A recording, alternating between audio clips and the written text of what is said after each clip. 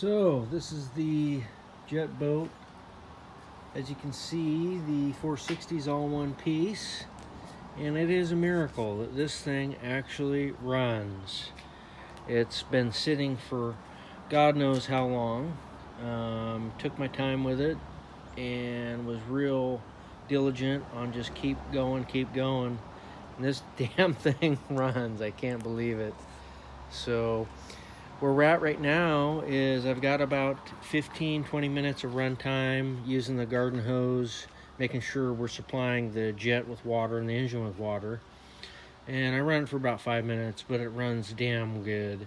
The carburetor is problematic because it was pretty much unrestorable, but I did the impossible and did it anyways, just to see if we have a salvageable engine still left, and it appears that we do. So I'm gonna go ahead and spend some more money, spend some more time on the jet boat project, put a brand new Holly on there, and then we got a brand new alternator as well. I believe we have a few more little things obviously to do because it's been sitting so long.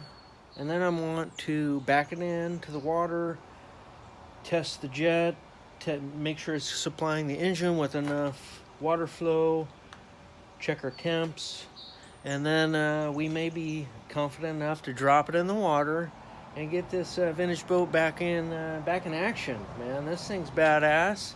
So I think it deserves to be plopped back in the water and put in action. So new carb, like I said, a few more things today. It's a slow moving project because, well, I'm not even working on it at my own house. So it's all basically the back of my truck, tools as I can bring them. So thanks for keeping along on this project. And hopefully we are going to have some videos of this asshole boat on the water.